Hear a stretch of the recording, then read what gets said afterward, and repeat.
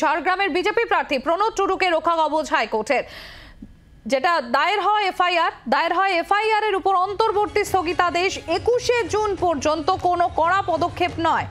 ঝাড়গ্রামের বিজেপি প্রার্থী প্রণব টুডু, তাকে হাইকোর্টের রক্ষা কবচ, যে এফআইআর যে দায়ের হয়েছিল সেই দায়ের হওয়া এফআইআর এর উপর অন্তর্বর্তী স্থগিতাদেশ দেয়া হলো 21শে জুন পর্যন্ত কোনো কড়া পদক্ষেপ নয়।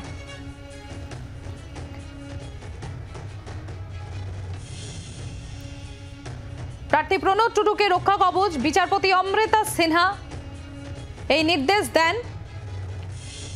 বিচারপতি অমৃতা সিনহার। ঝাড়গ্রামের বিজেপি প্রার্থী প্রণব টুডুকে রক্ষা কবচ হাইকোর্টের। আমরা ইতিমধ্যেই টেলিফোনে যোগাযোগ করতে পেরেছি। ঝাড়গ্রামের বিজেপি প্রার্থী প্রণব টুডু রয়েছেন আমাদের সঙ্গে। প্রণব বাবু, হাইকোর্টের তরফ থেকে আজ আপনাকে রক্ষা কবচ দেয়া হলো, কতটা রিলিফড আপনি? এটা আমরা সত্যি, এটা আমাদের কাছে বিশাল বড় একটা ভালো খবর আছে। কারণ হচ্ছে যে এই যে আমাদের তৃণমূল সরকার চাইছিলেন যে আমাদেরকে যাতে কাউন্টিং এ যাতে আমি পার্টিসিপেট না করতে পারি, কাউন্টিং এ যাতে না ঢুকতে পারি, সেটার জন্য ওরা একটা জামিন অযোগ্য ধারায় আমার নামে একটা কেস করেছিল আর কি। তো যাই হোক, আজকে হাইকোর্ট থেকে এই মানে ইয়েটা পাওয়ার জন্য এটা আমাদের ক্ষেত্রে, আমার ক্ষেত্রে এটা সুবিধা হয়েছে আর কি। আচ্ছা প্রণব বাবু, শুধু তো আপনি নন, আপনার মতোই বেশ কয়েকজন বিজেপি প্রার্থী আজকে আপনারা সবাই হাইকোর্টের দ্বারস্থ হয়েছিলেন এবং সেখানে রাজ্য পুলিশের অতি সক্রিয়তার আপনারা অভিযোগ করেছিলেন যাতে নিরপেক্ষভাবে তদন্ত করা হয়, সেই আবেদনও আপনারা রাখেন হাইকোর্টের কাছে।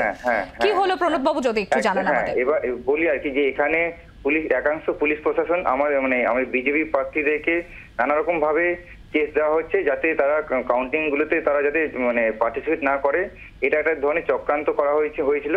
তো সেই চক্রান্তে জল ঢালা হয়েছে এবং সেখানে হচ্ছে যে আমরা রক্ষা কবচ পেয়েছি এবং যেটা আমাদের ক্ষেত্রে খুব সুবিধা হবে কাউন্টিং গুলোতে অ্যাটেন্ড করার আর কি। আচ্ছা প্রণব বাবু, 21শে জুন পর্যন্ত কোনো কড়া পদক্ষেপ নেওয়া যাবে না, তো নির্দেশ যদি একটু জানান কি অমৃতা সিনহা বিচারপতি তিনি ঠিক কি নির্দেশ দিয়েছেন? সেটাই হয়েছে যে এই মুহূর্তে ওটা স্টে অর্ডার বেরিয়েছে আর কি, মানে ও এই যে কেসটা হচ্ছে তার মাধ্যমে কোনো আমাদেরকে কাউকে অ্যারেস্ট করা যাবে না আর কি। এরপরে পরবর্তী শুনানি 18 তারিখ আছে। সেই 18 তারিখে আশা করি এটা ফলস কেস দেওয়া আছে, সেটা আশা করি সেই রায়টা দেওয়া হবে আর কি। অনেক ধন্যবাদ প্রণব বাবু। আমরা কথা বলছিলাম, ঝাড়গ্রামের বিজেপি প্রার্থী প্রণব টুডু ছিলেন আমাদের সঙ্গে। আপনারা শুনলেন, ঝাড়গ্রামের বিজেপি প্রার্থী প্রণব টুডুকে রক্ষা কবচ হাইকোর্টে দায়ের হওয়া এফআইআর এর উপর অন্তর্বর্তীকালীন স্থগিতাদেশ দেওয়া হয়েছে 21শে জুন পর্যন্ত, কোনো কড়া পদক্ষেপ নয়। পরবর্তী শুনানি 18ই জুন। আমরা ইতিমধ্যে টেলিফোনে যোগাযোগ করতে পেরেছি। তৃণমূল কংগ্রেস নেতা অরূপ চক্রবর্তী রয়েছেন আমাদের সঙ্গে।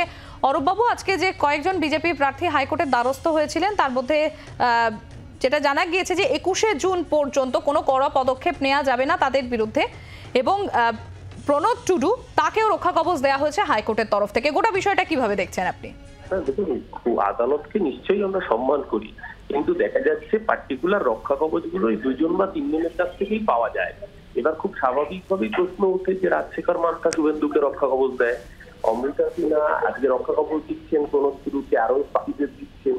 তো এরপর সাধারণ মানুষের মনে এই প্রশ্ন যদি ওঠে যে justice Ganguly waiting 2, waiting 3, waiting 4 এইরকম দেখতে হবে না তো, কারণ জাস্টিস গাঙ্গুলি পরবর্তীকালে নিজেই বলেছিলেন যে বিচারপতি থাকাকালীন বিজেপি ওনার সাথে যোগাযোগ রেখেছিল এবং উনি বিজেপির সাথে যোগাযোগ রেখেছিলেন। এখন আগামী দিন সেই দিকে ভারতবর্ষ মানে তাকিয়ে থাকবে, কারণ আজ তো 12 ঘন্টাও নেই। 12 ঘন্টা পরেই দেশের মানুষের সামনে চিত্রটা পরিষ্কার হয়ে যাবে যে ভারতবর্ষের বুকে ইন্ডিয়া ক্ষমতায় আসছে। আর ইন্ডিয়া ক্ষমতায় আসলে এই যে সর্বত্র মনোপলি ফলানোর রাজনীতি বিজেপি, সেই রাজনীতির শিকড় থেকে উপড়ে চলেছে ভারতবর্ষের মানুষ। রায় ইতিমধ্যেই দিয়ে দিয়েছে, আর 12 ঘন্টা অপেক্ষা করুন, তারপর আর কারোর কাছে কিছু যেতে হবে না। ভারতবর্ষের মানুষ দুনিয়ার বিচারে শেষ কথা বলে জনগণ কি রায় দেবে কালকে 12টার মধ্যে প্রকাশ হয়ে যাবে, পরিষ্কার হয়ে যাবে, তারপর রক্ষা কবচ দেশের মানুষ ইন্ডিয়াকে দেবে। অনেক ধন্যবাদ অরূপ বাবু। বাংলার আওয়াজ, বাঙালির আবেগ, জি 24 ঘন্টা।